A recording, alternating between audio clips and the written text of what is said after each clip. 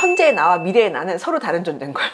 그래서 미래의 나한테 수능을 봐야 되는 미래의 나한테 네가 잘하면 돼. 그 시간 동안에 어떻게든 되겠지. 이걸 약간 어른들 버전으로 하면은 갖고 싶은 걸 긁은 다음에 할부는 뭐 미래의 내가 갚는다든지 뭐 이런.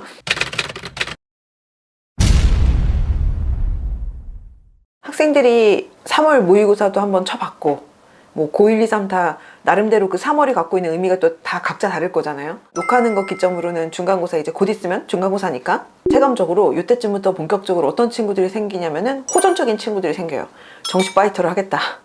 그래서 가끔 극단적으로 호전적인 친구들은 논술로 가겠다. 막 이런 친구들이 이제 특히 이렇게 중간 끝나고 나서 이제 멘탈이 한번 터지면서 이때 갑자기 이제 정시 파이터 되겠다는 얘기를 진짜 많이 하거든요. 전에 비해서 수시 비중도 많이 커지고 그 다음에 수시는 어찌됐든 간에 내신이 들어가 버리니까 그게 뭐 교과든 뭐 학종이든 어쨌든 내신이 들어가고 하다 보니까 1학년 1학기 첫 중간고사부터 어쨌든 간에 이제 내가 대학교 나중에 원서 쓸 때의 어떤 대학의 수준과 레벨을 결정하는 결과물을 받게 되는 거잖아요. 나중에 시간이 지나면 절대 바꿀 수 없는. 근데 이게 지금 현재 학생들이 고1, 고2, 고3 어떤 학년이 됐던지 간에 저는 벌써부터 그런 생각은 우선은 안 했으면 좋겠어요. 물론 학생들 개별적인 상황이라든지 그 다음에 지금 학생들이 좀 다니고 있는 고등학교의 어떤 분위기나 아니면 그 고등학교의 어떤 성향에 따라서 물론 당연히 다를 수 있긴 한데 근데 그럼에도 불구하고 웬만하면은 그런 생각은 조금 천천히 한번 해보고 아직까지는 조금 더 보수적으로 좀 생각을 해봤으면 좋겠어요. 현재 입시 상황에서는 여러모로 그 편이 맞을 것 같아요. 근데 그럼에도 불구하고 자꾸 마음이 그쪽으로 가는 게 사람 심리상 어쩔 수 없는 부분이 있는 것 같아요. 내가 원하는 만큼 내신이 만약에 안 나왔으면. 근데 저는 이 부분에 대해서 학생들이랑 상담할 때 이 얘기를 제가 굉장히 많이 하는데 실제로 저의 좌우명이거든요. 제 인생의 모토이자 제 인생을 통틀어서 딱 한 문장만 제 머릿속에서 확실하게 새겨놓는다고 하면 저는 이 문장을 꼽거든요. 저한테 굉장히 중요한 말이에요. 낭만주의의 끝은 자기환멸이다 라는 말이 있어요. 학생들이 어떤 공부 습관이나 태도나 이런 거에 대해서 점검하면서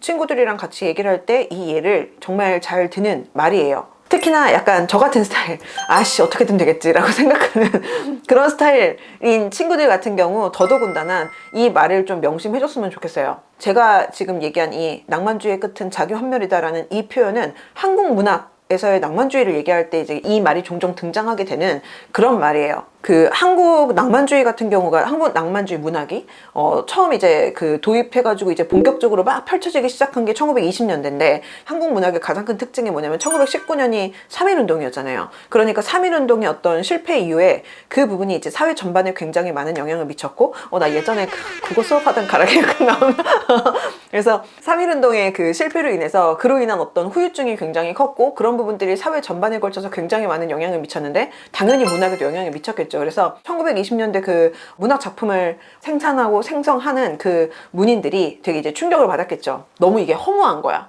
허무해서 그 당시에 1920년대 문학을 보면은 그런 어떤 허무함이 되게 많이 보여요. 그래서 식민지 지배에 대해서 결국에는 이제 약간 받아들이기도 하고 얼마나 허탈하고 분노하기도 하고 시리에 좀 빠지기도 하고 퇴폐주의 문학으로 빠지는 그런 문학 작품들도 많이 그때 등장을 해요. 그리고 나서 또 하나 이제 중요한 어떤 특징 흐름 중에 하나가 이 현실이 너무 끔찍한 거야. 그리고 현실을 이제 외면해버리고 그 다음에 회피해버리고 그러면서 이제 굉장히 낭만적인 어떤 모습에 이제 빠지게 되는 이런 것들이 이제 한국 낭만주의의 시작이었어요. 그러다 보니까 한국 낭만주의가 갖고 있는 어떤 모습들은 서구의 낭만주의 문학과도 또 조금 결이 다르기는 해요. 이런 부분들이 굉장히 두드러지는 어떤 모습을 보이거든요.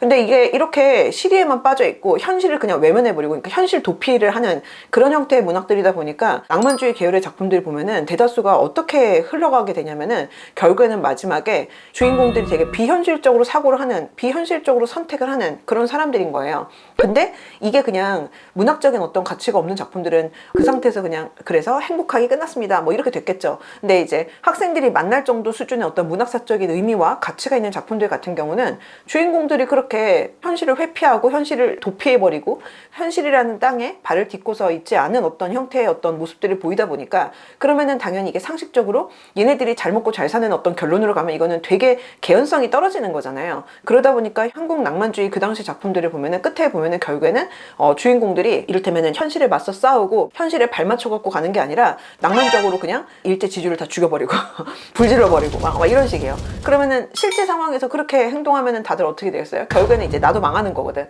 그래서 보통 그런 낭만주의의 끝은 결국에는 그렇게 전부 다 이제 파멸하고 끝나버려요. 이 부분 때문에 나온 말이에요. 낭만주의의 끝은 자기환멸이다. 결국에는 이제 내가 망하는 걸로 그런가 끝나는 거예요. 주인공 입장에서. 실제로 뇌과학적으로 청소년기의 특징이 이 세상의 중심이 나잖아.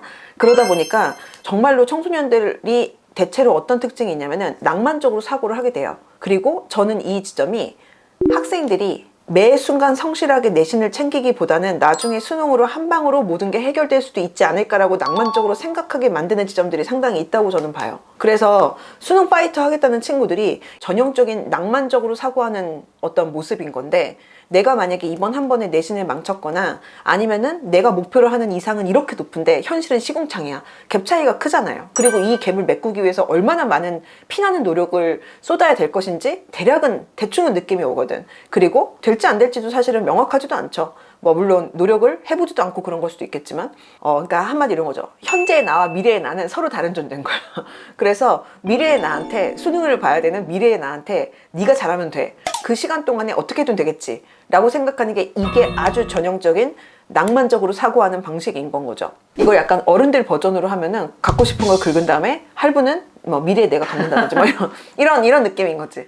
이거는 희망적으로 생각하고 낙관적이고 긍정적으로 생각하는 거랑은 조금 결이 달라요. 이게 물론 한 끗 차이일 수도 있지만 낭만적인 건 이런 거죠. 나는 서울대 의대를 가고 싶어. 근데 나는 서울대 의대를 갈 만한 성적이 안 돼. 그러면은 정시 파이터 한다. 이게 이제 낭만적인 거고. 근데 할 수 있어. 화이팅. 그래. 정시 잘하면 되지 뭐. 이거를 문학적으로 표현을 하자면 이거는 낭만적인 정렬이고요. 이 낭만적인 정렬은 결국에는 낭만적인 허무로 끝나요. 현실에 발을 딛고서 희망적으로 사고하는 거는 어떤 거냐. 내가 지금까지 확보한 내신 성적을 보니까 나는 수시로는 스카이를 못 가. 하지만 난 스카이를 가고 싶어. 그래서 정시까지도 생각을 해야 될 것 같아.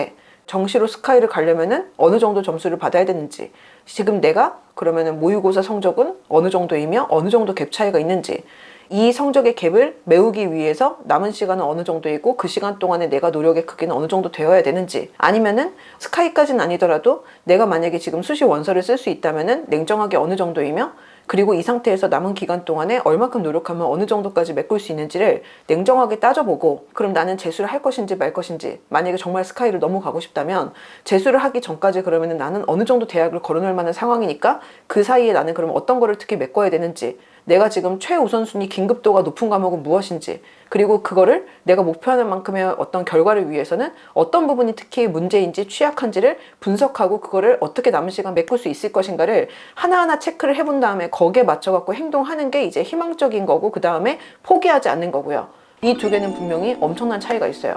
그래서 지금 학생들이 고1일 수도 있고 고2일 수도 있고 고3일 수도 있고 뭐 N수생일 수도 있고, 지금 시점이면은 수능까지 친구들마다 뭐 이제 한 반년 좀 넘게 남은 걸 수도 있고, 그 다음에 이제 뭐 1년 이상, 뭐 2년 이상 남은 친구들도 있잖아요. 특히 학년이 어릴수록 이런 식으로 쉽게 생각하는 거를 정말 좀 주의를 했으면 좋겠어요.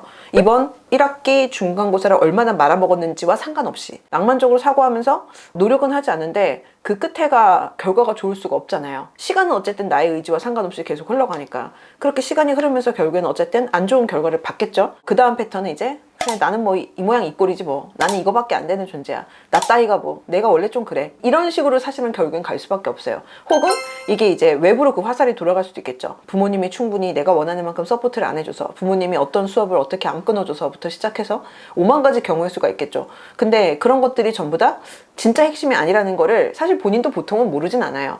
근데 이게 결국에는 나한테 내 안으로 화살이 들어와서 자기 환멸로 가고 싶지 않으니까 마지막에 이제 핑계를 대는 거고, 속지 않은 나 자신을 다독이면서 속이고 있는 건 거죠. 특히 제가 아무래도 대치동에 있다 보니까 교육특구잖아요. 그러다 보니까 아무래도 학교 내신 경쟁도 치열하고 정시 파이터를 한 해 만에 이런 생각을 많이 하는 것 같고, 그러다 보니 또 학생들이 이거를 야무지게 좀 잘 챙겨가고 하는 친구들 같은 경우는 또 잘 해나가긴 하는데, 너무 쉽게 나는 지금 내신이 너무 불리한 학교에 있으니까 그렇기 때문에 이렇게 할 수밖에 없어라고 합리화를 하는 경우들도 저는 사실 너무 많이 봤거든요.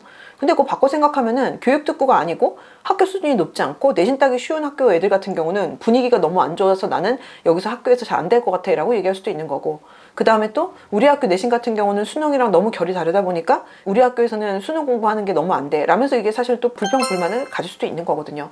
모든 면에서 완벽한 그런 상황이 있는 친구들은 사실은 없잖아요. 그래서 우리가 사실은 좀 제일 주의하고 그다음에 경계해야 되는 부분은 낭만적으로 사고하면서 미래의 나에게 이제 의무와 짐을 밀어넣고 그리고 현재 내가 아주 약간 마음이 좀 편하고 현실을 외면하면서 지금 이 순간에 조금 더 행복할 수 있는 거 눈이 가서 그러면서 이제 학생들이 좀 나중에 내가 더 괴로운데도 불구하고 지금 잠깐 행복한 어떤 그런 상황들을 눈 감아버리는 어떤 그런 상황이 진짜 좀 안 생겼으면 좋겠어요. 그래서 저는 학생들이 매일의 그 성실함에 대해서 너무 쉽게 생각하지 않았으면 좋겠어요. 뭔가 숫자로 명확하게 찍히는 결과를 받게 되면 모의고사든 내신이든 더 와닿는 것 같아요. 친구들 얘기를 들어보면. 그러다 보니까 남은 시간 동안에 내가 해도 될까? 이 생각을 정말 많이 하는 것 같은데 그 매일매일의 성실함을 정말로 잘 활용하고 쌓아가는 친구들이 정말 잘 없잖아요, 사실은. 진짜 잘 없잖아요. 그래서 그 매일매일의 성실함을 너무 쉽게 치부하지 않았으면 좋겠어요. 사실은 본인도 그거 잘 못하는데 못하면서도 사실 그 부분에 대해서 굉장히 우습게 생각하는 경우 정말 사실은 많거든요. 근데 이게 좀 진짜 전방위적으로 좀 그런 것 같아요. 특히 공부가 그렇고 다이어트도 그렇고 농사도 그렇고 이렇게 왜 그런 거 있잖아요. 매일매일의 성실함이 되게 특히 중요한 분야 있잖아요. 근데 또 한편으로는 이렇게 매일매일의 성실함이 중요한 분야일수록 매일매일이 쌓여가기만 하면은 그 노력만큼 정말로 정확하게 보상을 받는 것 같아요. 그래서 좀 학생들이 낭만적으로 생각하기보다는 우리 꾸준히 좀 열심히 해서 너무 쉽게 정시 파이터 한 해 만에 이런 생각하지 말고 특히 이번에 이제 성적표 받으면 굉장히 그런 유혹에 빠지게 될 텐데 남은 시간 동안에 최선을 다해서 그 다음에 이제 본인이 어떻게 얼마나 성취할 수 있을지에 대해서 냉정하게 분석도 해보고 좀 하면은 좋지 않을까 싶어요. 노력은 배신하지 않는다? 그 말씀이죠? 그쵸. 노력은 절대 배신하지 않는다. 너무 쉽게 생각하지 마라. 노력의 가치에 대해서.